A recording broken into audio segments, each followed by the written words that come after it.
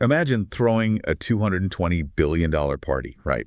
You invite the entire world, and then you basically get locked out of your own house before the appetizers are even served. Yeah, that's exactly what it felt like. Just brutal. It really was. That was Yeah. the reality for Qatar back in 2022. I mean, they were the hosts. They carried this massive burden of a 12-year buildup, all that crazy infrastructure, and just, unparalleled global scrutiny. And then they stepped onto the pitch and just completely fell flat. Completely. They lost all three of their games. They finished with a goal difference of -6. And they actually became the very first host nation in the entire history of the World Cup to bow out with 0 points. Which is a very public, very traumatic sort of national sporting humiliation. Exactly. But here is the wild part, and honestly, the whole reason we're doing this deep dive today. 4 years later, they are back. And this time, they didn't buy their way in. Right, which fundamentally changes the psychological profile of this team. I mean, they aren't the nervous hosts anymore, paralyzed by the weight of the world watching them. Yeah, they had to earn it. Exactly. They had to survive this brutal, just chaotic, multi-year Asian qualification process to get here purely on sporting merit. It's a completely different kind of pressure now. Okay, let's unpack this, because if you're listening to this right now, we are in a really fascinating moment. Today is June 3, 2026. Just days away. Right. We are just days away from the kickoff of this massive, expanded 48-team tournament happening across Canada, Mexico, and the U.S. And the Qatari team, Al Anabi, the Maroons, they have totally reinvented themselves. They really have, from the ground up. So our mission for this deep dive is to take a massive stack of sources, and we've got a lot today. We've got a dense technical report on their tactics. We're pulling live betting odds from Prize Picks. We've got intricate draw data and political context from Wikipedia, plus a whole slew of recent sports journalism. A lot of reading. Yeah, a ton of reading to figure out exactly how they pulled this off. And I think we really have to emphasize that expanded 48-team format, right? Because it changes the entire mathematical reality for a team like Qatar. How so? Well, we now have 12 groups of 4. The top 2 teams in each group automatically advance, sure, but so do the 8 best third-place teams. Oh, wow. Okay. Yeah. So suddenly, the entire calculus of survival changes. You don't necessarily need, 2 wins and a draw to escape the group stage anymore. A single win or maybe a couple of agonizingly hard-fought draws, that can actually be your ticket to the knockout rounds. Right. So every single goal, every yellow card, every corner kick, it all matters so much more. Massively. So today we are going to break down their tactical identity. We'll profile the 26-man roster and look really closely at the absolute gauntlet of Group B, because they have to face Switzerland, co-hosts Canada, and this wild Bosnia and Herzegovina team. It's a tough group. Very tough. But before we talk about how they survive, guys like Granit Xhaka or Jonathan David, we have to understand the road they took just to get to North America. Yeah. Because it was chaotic. Deeply unstable. Yeah, deeply unstable. Yeah. But right after that 2022 disaster, they actually did something remarkable to rebuild their shattered confidence, right? They did. I mean, they won the 2023 AFC Asian Cup. Which is huge. Huge. And it wasn't just some scrappy victory, They dominated. It was a clear statement to the rest of the continent that, domestically at least, they were still the undisputed kings of Asian football. A psychological reset. Exactly. It proved to themselves that the talent baseline was still there. But, continent-level dominance and World Cup qualification, those are two very different beasts, right? Oh, entirely different. You can't even compare them. Their journey to 2026 was essentially a 3-act play. Act 1 was the second round of AFC qualifying, which honestly just looked like a continuation of that Asian Cup victory lap. Right, who did they play? They were in a group with Kuwait, India, and Afghanistan. They went undefeated. They took 16 out of 18 possible points, scored 18 goals, and only conceded 3. Wait, 16 out of 18. So they practically sleepwalked through that entire round. They barely broke a sweat. They didn't have to break a sweat. The opposition simply didn't possess the tactical sophistication to challenge them. But that false sense of security led directly into the absolute disaster of Act 2. The third round. Right, the third round of qualifying. The competition leveled up significantly. Qatar was drawn into a group with Iran, Uzbekistan, the United Arab Emirates, Kyrgyzstan, and North Korea. Okay, that's a step up. A massive step up. Yeah. And suddenly, those exact same defensive frailties that completely unraveled them in 2022, they came rushing right back to the surface. Yeah. This was under their manager at the time, the Spaniard Luis Garcia. Yeah, and the numbers in the sources regarding Luis Garcia's tenure, they are genuinely shocking. I had to read this part twice. It's bad. In 10 matches, during that third round, Qatar conceded 24 goals. Just think about that math for a second if you're listening. That is an average of 2.4 goals allowed every single time they stepped onto the pitch. It's completely unsustainable. They suffered a 3-1 loss to the UAE, a 4-1 loss to Iran, and then this is the crazy one, a devastating, humiliating 5-0 hammering by the UAE in the return fixture. They even lost to Kyrgyzstan. Yeah. They finished that round with a goal difference of -7. How does a team that just won the Asian Cup suddenly give up 5 goals to a regional rival? Like, what was actually breaking down on the pitch? Well, it was a structural failure of epic proportions. Basically, Luis Garcia was trying to implement a system that required a high defensive line and very expansive possession-based football. Okay. He wanted his fullbacks pushing really high up the pitch to join the attack. But when you do that, you leave absolute oceans of space in the corners behind your defense. Right, you're totally exposed. Exactly. And teams like the UAE and Iran, they didn't try to outpass Qatar. They just waited for Qatar to commit way too many men forward. They won the ball back and then launched these devastatingly fast counterattacks straight into those empty spaces. Just exploiting the gap. Right. Qatar's center backs simply did not have the recovery speed to chase down elite attackers in transition. They were hemorrhaging goals because the system demanded physical traits that the players just didn't possess. So basically, Garcia was asking a minivan to compete in a Formula One race by just pressing the gas pedal harder. Like, it was never going to work. That is a perfect way to put it, precisely. And the Qatar Football Association realized that if they didn't pull the ripcord immediately, the World Cup dream was totally dead. The 5-0 loss was the final straw. It was the breaking point. The public reaction was completely toxic. The locker room was shell-shocked. So in May 2025, they fired Luis Garcia, and they brought in Julen Lopetegui. Okay, stop right there, because this is where the story gets incredibly paradoxical to me. If you follow global football, you know Julen Lopetegui's resume. Oh, absolutely. He is the former manager of the Spanish national team.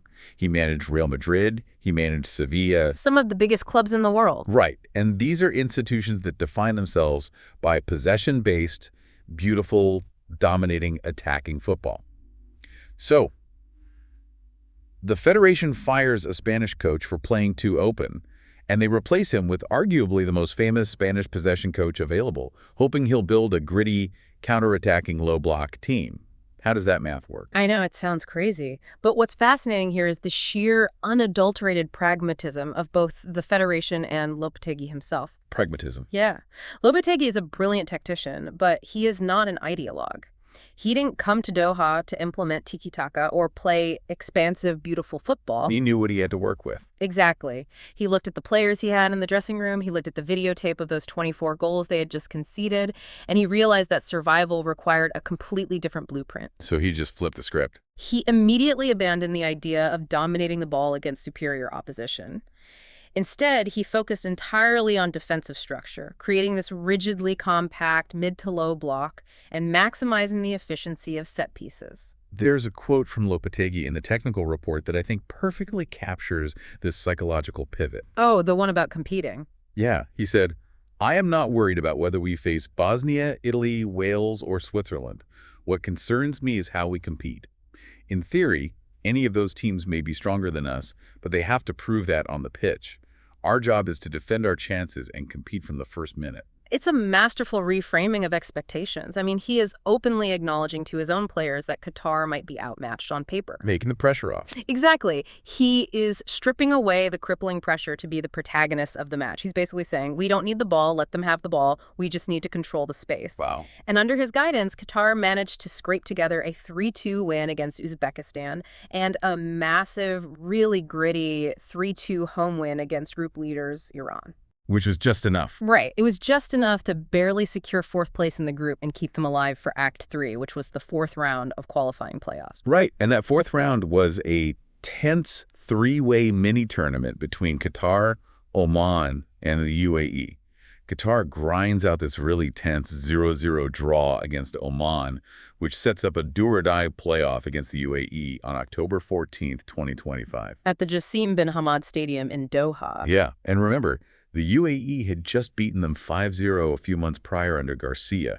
The psychological weight of that game must have been just suffocating. It was a total pressure cooker, and that match against the UAE is really the perfect microcosm of the entire Lopetegui era. It wasn't pretty. It was incredibly ugly, physical, and tense. Qatar actually had Tariq Salman sent off in the 89th minute after this lengthy VAR review for a studs-up tackle. Ouch. Yeah, so they had to survive 15 minutes of agonizing stoppage time playing with 10 men. But they won 2-1. And how did they score those two crucial goals? Because it wasn't some 30-pass sweeping move, right? Not at all. It was set pieces. Goals by the veteran defenders Boulam Kuki and Pedro Miguel. Both were towering headers, and both were assisted by the winger Akram Afif from dead ball situations. Exactly. It validated Lopetegui's entire philosophy in 90 minutes. They didn't try to pass the UAE to death. They stayed incredibly organized. They absorbed the pressure without overcommitting, and they executed ruthlessly on dead ball situations. So that was the turning point. That 2-1 victory wasn't just a win. It was the moment Qatar officially qualified for a World Cup on sporting merit for the very first time in their history. It proved to the players that this new pragmatic identity could actually yield results under the most extreme pressure imaginable. So a manager's tactical philosophy sounds brilliant when you draw it out on a whiteboard, sure, but it's really only as good as the 26 players executing it on the grass. Absolutely. Let's pivot and look at the actual squad that Lopetegui is taking to North America this week. Because the final 26-man roster was just finalized, and it is a fascinating mix of heavily seasoned veterans who still carry the scars of 2022 and some really vital new blood. Right, and if we connect this to the bigger picture of squad management, you can see how Lopetegui has expertly balanced loyalty to those veterans with a ruthless demand for current form. He wasn't playing favorites. Not at all. He didn't just rubber stamp the old guard. He made some very tough, very late cuts. He dropped goalkeeper Shihab Al-Laythi and midfielder Ryan Al-Ali after a recent 1-0 friendly loss to the Republic of Ireland. Just cupped them right before the tournament. Yeah, he used that friendly to send a clear message. Nobody's seat on the plane to Canada is guaranteed by past achievements alone. You have to fit the defensive system right now. Wow. Well, let's talk about the absolute talisman of this team, the guy they call the magician Akram Afif. If you don't watch Asian football, you really need to know this name. He is spectacular. He's 29 years old, plays for Al Sadd domestically, and he is a two-time AFC Player of the Year. Yeah. The sources absolutely rave about his impact. He was the unquestioned hero of the 2023 Asian Cup, scoring 8 goals, including a hat-trick in the final. And the celebration? Yes. You have to love this detail. After he scored in that final, he celebrated by pulling a collectible playing card out of his sock and doing a literal magic trick for the cameras right there on the pitch. Afif is the creative fulcrum of this entire national project. I mean, the offense lives and dies on his shoulders. Did he ever play in Europe? He actually had brief stints in Europe earlier in his career. He played for KIS Eupen in Belgium and then Villarreal and Sporting Gijón in Spain. But he never quite broke through as a primary star in Europe, so he returned to Qatar in 2020. And he's just owned the league ever since. Absolutely dominated the domestic league. Tactically, Lopetegui deploys him primarily from the left flank, but he gives him a free role to drift inside. To find space. Right. When Qatar is pinned deep in their own half, Afif is the one player in the squad who has the technical ability to consistently carry the ball out of pressure, draw 2 or 3 defenders to him, and then deliver that killer final pass to launch a counterattack. And he takes the set pieces, right? Furthermore, he takes every single attacking set piece. Free kicks, corners, it all goes through his right foot, which, as we just discussed with that UAE playoff, is Qatar's primary weapon. And when Afif plays that killer pass into open space, the man on the receiving end is almost always Almoez Ali, the finisher. The dynamic duo. Yeah. He's also 29 years old, plays for Al Duhail. He is Qatar's all-time leading goal scorer with 60 international goals, and he bagged 12 of those just in the recent AFC qualifying campaign. The Afif Ali connection is truly the heartbeat of Qatar's attacking threat. They have played together for so long that they have an almost telepathic understanding of space. Like they know what the other is thinking. Exactly. Ali is a tireless worker. He presses effectively from the front to initiate the defensive block, but his absolute best attribute is his timing. His runs. Right. He knows exactly when to make runs in behind the opposition's defensive line, anticipating the exact fraction of a second if is going to release the ball. Which is huge for a low block. Massively. When Qatar is pinned back, having two forwards who can execute a lightning-fast counterattack with just two passes is an invaluable asset. They don't need sustained possession to hurt you. They just need one mistake. But it's not just the 29-year-olds running the show. We really have to talk about the veterans, the guys who have been the bedrock of this team for over a decade. The old guard. Right. The captain, Hassan Al-Haydos, he is 35 years old, plays for Al Sadd, and has an unbelievable 188 international caps. Just a staggering amount of experience. It really is. And then you have the defensive anchor, Boulam Kouki, also 35, also at Al Sadd. He's an Algerian-born defender who remarkably has 21 international goals to his name as a center back, mostly from those set pieces we keep mentioning. Now, the role of those veterans has shifted significantly under Lopetegui. How so? Well, Al-Haydos, for instance, realistically does not have the physical engine to press for a full 90 minutes against a high-intensity physical team like Canada anymore. Right, the legs just aren't there. Exactly. But his footballing IQ is off the charts. He acts as Lopetegui's general on the pitch. He directs the pressing triggers, he orchestrates the midfield shape, and he calms the team down when they are under sustained periods of pressure. And Kouki. Kouki is the absolute commander of the backline. He reads the game brilliantly, wins a massive percentage of his aerial duels, and as we saw in the playoff against the UAE, he is a massive, looming threat in the opponent's penalty box when they need a goal. But wait, if you're fielding multiple 35-year-olds, you can't just rely on footballing IQ, right? You need legs. You need someone to do the dirty work. You definitely need an engine. And the sources highlight a really exciting young talent stepping up to do just that, Mohamed Al-Manai. He's a 22-year-old midfielder playing for Al-Shamal on loan from Al Sadd, and he just won the Under-23 Player of the Season award in the Qatar Stars League. Al-Manai represents the evolutionary next step for Qatar's midfield. What he brings to the table is pure, raw, unrefined physical energy. The legs. The legs. He can play as a deep-lying defensive screen, or he can operate as a box-to-box engine.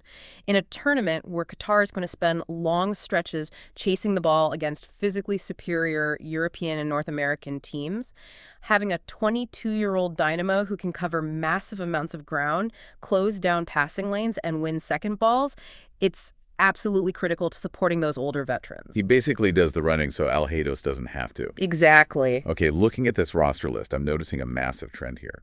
Afif plays at Al Sadd. Ali is Dahel Duhail. Al-Haydos is at Al Sadd.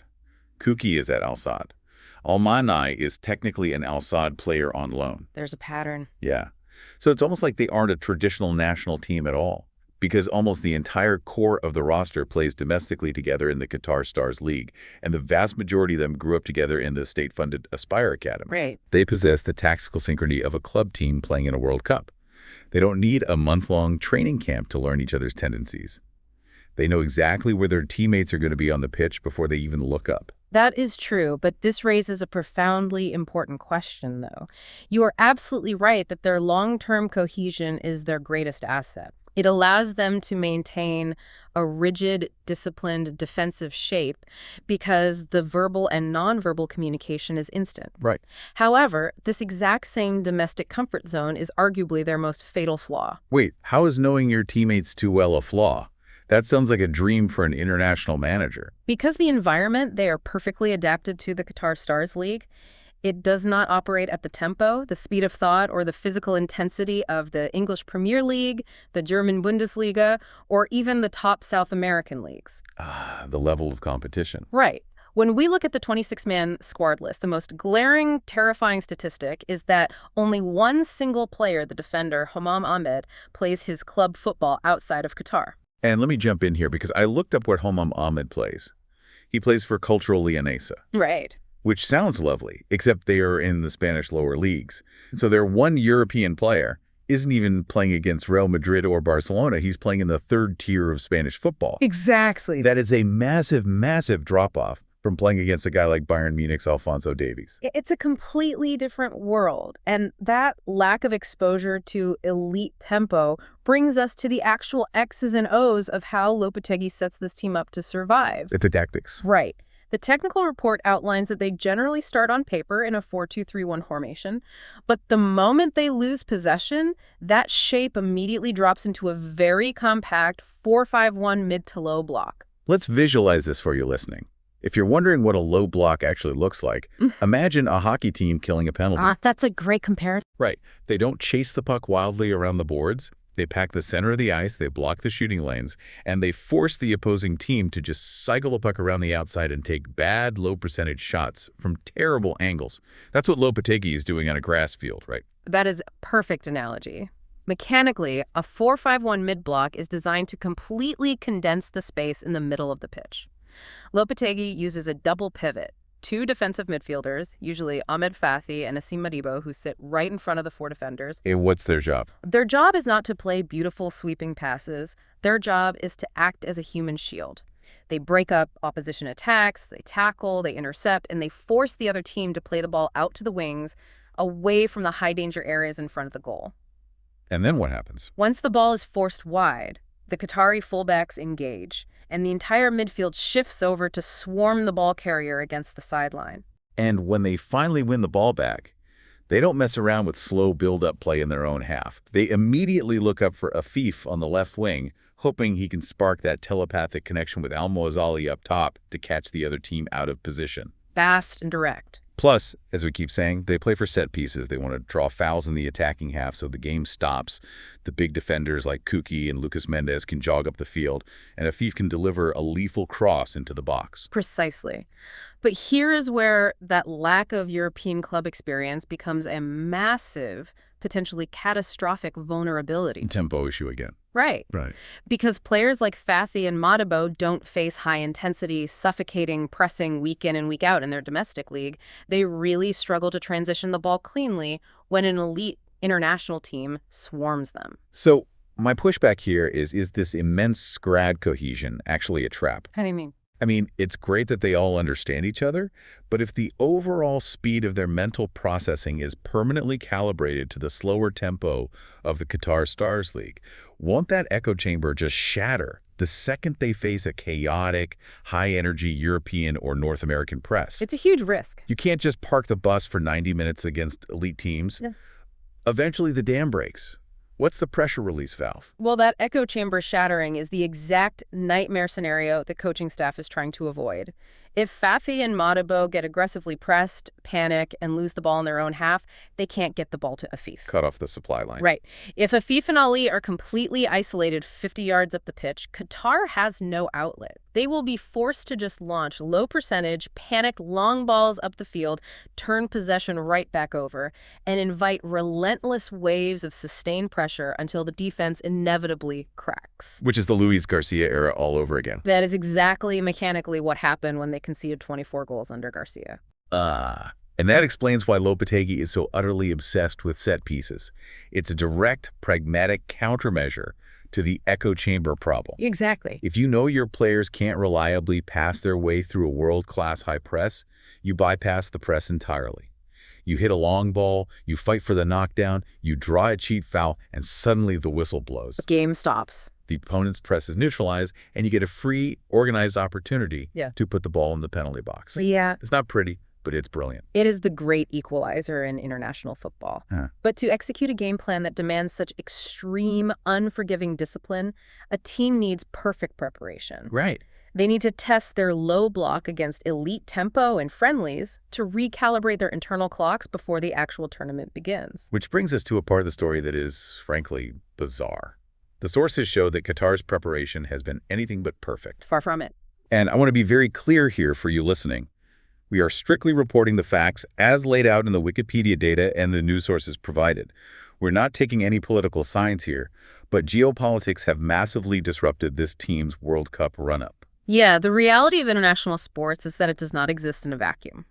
The geopolitical landscape of 2026 directly impacted Lopetegui's master plan. What happened? In March of this year, just a few months ago, Qatar had scheduled 2 massive, crucial, friendly matches against Serbia and the reigning world champions, Argentina. Huge games. These were supposed to be the ultimate stress tests for the new 4-5-1 defensive system against elite European and South American tempo. But both of those matches were abruptly canceled due to the U.S.-Iran war. And it wasn't just a simple scheduling conflict, right? No, much more serious. No. Because the United States maintains a major airbase in Qatar, the sources note that there was actual retaliation from Tehran that damaged Qatari infrastructure. So not only did the national team lose their crucial tune-up games, but the country itself was dealing with significant disruption, unrest, and real security concerns. And from a purely footballing perspective, setting aside the obvious real-world gravity of the situation, the loss of those friendlies is devastating to a team's tactical prep. Especially for a new coach. Right. Lopetegui was hired late in the cycle. He needed every single minute of match time against top-tier opposition to expose the flaws in his block before the World Cup began. Missing out on the Serbia and Argentina games meant the team missed out on vital, irreplaceable repetitions. They are going into the tournament slightly blind to how their system will hold up against world-class speed. And the political noise didn't stop with the canceled friendlies. The World Cup draw itself, which took place at the Kennedy Center in Washington, D.C. back in December 2025, became a massive global controversy. It was everywhere. According to the Wikipedia source, FIFA presented its inaugural Peace Prize to U.S. President Donald Trump during the ceremony. The stated reason was his involvement in ceasefire efforts, but human rights groups and analysts immediately questioned the transparency of the award and deeply scrutinized FIFA's claims of political neutrality. Iran even briefly threatened to boycott the draw ceremony entirely over visa issues for their federation president, though they eventually reversed course and attended. All of this creates a swirling vortex of distraction around the tournament. When you are a manager trying to instill absolute monastic focus and tactical discipline in your squad, the last thing you want is the global media circus focusing on geopolitical tensions, canceled matches, and controversial award ceremonies involving your host nation's allies and your regional neighbors. It's just a massive distraction. It completely drains the mental energy of the squad. If you're listening to this, imagine prepping for the biggest presentation of your career. You've got the slides ready, you know your talking points. But your trial runs keep getting canceled because the fire alarm in your office building keeps going off. Meanwhile, the executives you are presenting to are fighting with each other in the press. How do you adapt? How do you stay focused on the task at hand when everything around you is chaotic? You build a bunker. A bunker. And that is quite literally what Lopetegui has tried to do. The team established a high-intensity, isolated training camp in Santa Barbara, California. They've been out there for weeks trying to block out the noise, focusing purely on internal competition, physical conditioning, and structural organization. Right, just get away from it all. Exactly. They played a final, under-the-radar warm-up match against El Salvador and Los Angeles on June 6, just to get some competitive minutes in their legs before the real games begin. Right, creating that pressure cooker environment where players have to earn their spot every single day in practice. But ready or not, tested or not, the bunker doors have to open. The tournament is here. It's time. It's time to break down the absolute gauntlet that is Group B. Because as the technical report outlines, every single match presents a wildly different, highly complex tactical puzzle for Qatar to solve. It is a fascinating group, precisely because it lacks a traditional overwhelming juggernaut like France, Brazil, or Argentina. But it has absolutely zero weak links. Every team is dangerous. Every single team in Group B looked at the draw and believes they have a legitimate, realistic path to the knockout rounds, which makes every game incredibly dangerous. Let's take it game by game, dissecting the matchups. Game 1, June 13th at Levi's Stadium in Santa Clara. Qatar versus Switzerland. The favorites. Yeah, the Swiss are currently ranked 17th in the world. They went totally undefeated in their UEFA qualifying group under their coach, Murat Yakin. 4 wins, 2 draws, 14 goals scored, only 2 conceded. They are the clear, undisputed favorites to win the group. Switzerland is a highly disciplined, vastly experienced tournament team. They are the ultimate professionals of international football. They consistently reach the knockout stages of major tournaments without necessarily playing flashy football. How do they set up? Tactically, Murat Yakin operates them in a structured 4-3-3, and absolutely everything flows through their midfield maestro, Granit Xhaka. Xhaka doesn't just pass the ball, he dictates the entire tempo of the game. He's the metronome. Exactly. He receives the ball on the half-turn, uses his body to shield it, and finds the exact right weight for a pass to unlock the attacking runs of guys like Breel Embolo. Defensively, Manuel Akanji is a rock at center back, meaning Qatar's counterattacks will face fierce resistance. So what on earth is the game plan for Qatar here? The Prize Picks odds have Switzerland as heavy favorites to win the group at 1.75x, and virtually guaranteed to qualify for the next round at 1.03x. Nobody in the world expects Qatar to win this game. The objective against Switzerland is entirely about damage control and extreme, uncompromising tactical discipline. Qatar's midfield, particularly that double pivot of Fathi and Madibo, must relentlessly shadow Granit Xhaka. Don't let him breathe. If you let Xhaka pick his head up and survey the field, he will dissect your low block within 20 minutes. Furthermore, Qatar's fullbacks have to be hyper-aware of the Swiss wingers overlapping. So play for a draw. The goal is to keep the scoreline as tight as humanly possible. A 1-0 loss or a miraculous, gritty 0-0 draw would be a massive tactical victory for Lopetegui. Because in this 48-team format, goal difference is incredibly important when ranking those third-place teams. You simply cannot afford to lose 3-0. Okay, survive the Swiss, limit the damage. Then, 5 days later, on June 18th, Qatar flies up to Vancouver to play Game 2 against Canada in front of a massive, hostile, roaring home crowd at BC Place. That's going to be loud. Canada is ranked 30th. They are co-hosts. They're managed by the American Jesse Marsch. And they play a completely different style of football than the Swiss. Oh, completely. If Switzerland is a methodical chess match, playing Canada isn't a track meet. It's like trying to defuse a bomb while 3 people are screaming at you. This sounds terrifying. They don't just want the ball, they want you to panic. Jesse Marsch deploys a hyper-aggressive, high-energy 4-4-2 pressing system. As Marsch has famously said in the past, his teams don't just press to win the ball back, they press to punish. Press to punish, wow. Yeah, they want to force turnovers deep in your half and score within 3 seconds of winning the ball. They have European pedigree in their striker Jonathan David and midfielder Ismail Kone, and an absolute workhorse in Ali Ahmed, who helps narrow the midfield to physically suffocate the opposition. There is one major, potentially landscape-altering question mark for Canada, though. Their biggest star, Alphonso Davies from Bayern Munich, is a major fitness doubt. The knee injury. Right. The reports note he suffered a severe ACL tear in March 2025 and has had multiple injury setbacks since during his recovery. If he can't play, or if he's only operating at 70%, that structurally blunts a lot of Canada's wide threat and forces them to play more through the center. That's true, but Canada's collective pressing intensity will still be there, with or without Davies. For Qatar, this match is the ultimate test of their composure. This is where trying to build out from the back with short passes is an absolute death sentence. Right, because of the press. Exactly. If Fathi tries to play cute, intricate passes around his own penalty box, Canada will swarm him, steal the ball, and score before the defense can blink. Lopetegui must instruct his team to play vertical, direct, long balls into the channels. You have to bypass Canada's midfield press entirely and force their defenders to turn and run towards their own goal. It's basically a game of matador. Canada charges at you with incredible aggression, and Qatar has to just step aside, flick ball over their heads, and let their momentum take them out of the play. Exactly. And if Qatar can withstand the initial wave of adrenaline from the Canadian home crowd in the first 20 minutes without conceding, the game might actually open up. And that's when they strike. Canada's high line will leave space behind, and that is exactly where Afif and Ali can inflict lethal damage on the counterattack. Which brings us to Game 3, June 24 in Seattle.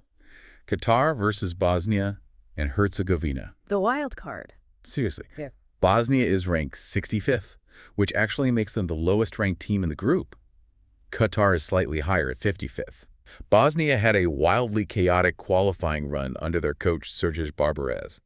They managed only 4 wins in 19 matches over a 2-year span before suddenly clicking and beating Wales and Italy in incredibly dramatic penalty shootouts just to qualify. Bosnia is the ultimate wild card of Group B. They don't play pretty football, they play deeply emotional, aggressive, direct football. They're built around veteran grit. And a very famous veteran at that. Right.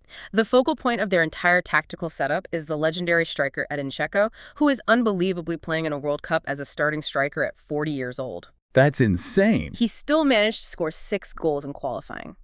Bosnia will look to bypass the midfield, launch the ball up to Dzeko, use his massive physical frame to hold it up, and bring dynamic midfielders like Esmir Bajraktarevic into the play. Here's where it gets really interesting for you listening. Yeah. Imagine the stakes of this specific game. It's the final group match. Both teams might desperately need a win to advance. You have Qatar's highly organized, rigid defensive low block going up against a chaotic, emotional Bosnian side, desperately launching crosses into the box to a 40-year-old giant. It is a massive clash of styles. And this is unequivocally Qatar's most winnable game, and Lopetegui knows it. The tactical mandate is crystal clear here. Kukuki and Lucas Mendes have to manage Dzeko physically, which is no small task even at his age. Right. The Qatari midfield has to win the second balls, meaning the loose knockdowns after Dzeko challenges for an aerial header. But critically, Bosnia's central defenders are not particularly fast. If Qatar can absorb the physical bombardment, the space will absolutely be there for Akram Afif to explode on the counterattack with his speed. Let's look at the big picture odds from Prize Picks to ground this in reality.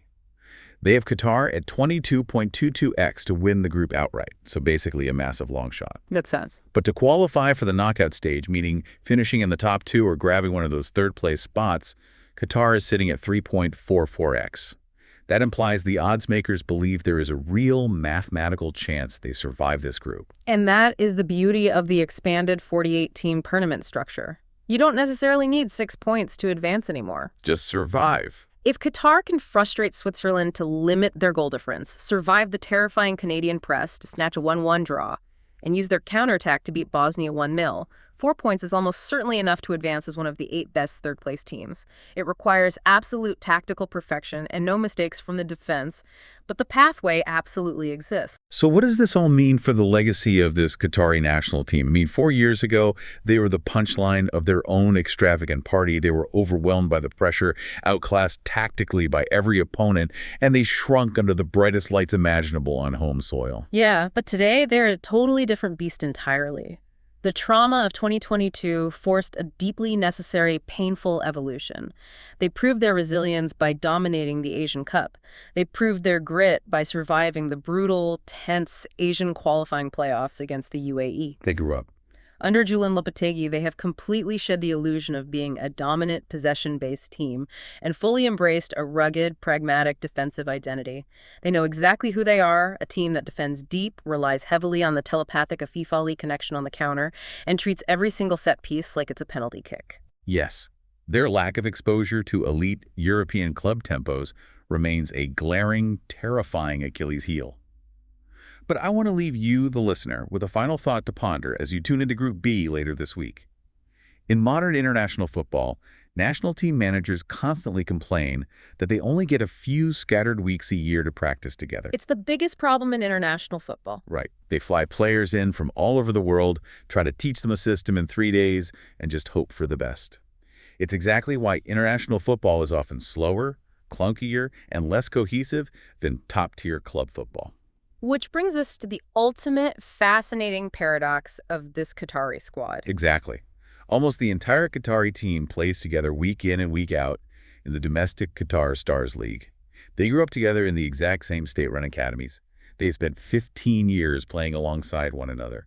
What critics derisively call an echo chamber might actually be their ultimate superpower. That's a great point. If absolute squad cohesion beats individual brilliance in a short, highly volatile tournament, could Qatar's perceived weakness actually be the secret weapon that allows them to shock the world? It is the defining question of their 2026 campaign. Will their domestic familiarity breed flawless tactical execution under pressure, or will that echo chamber instantly shatter against the raw, unrelenting speed of the global elite? We will find out soon enough. The unforgiving X-ray machine of the World Cup that showed us a deeply broken team in 2022 is firing up once again. And this time, Al Anabi is hoping the picture looks a whole lot stronger. Thank you for joining us on this deep dive. Keep your eyes locked on Group B. Watch closely how Lopetegui's low block holds up against the Canadian press, and we will see if the tactical predictions hold true on the pitch.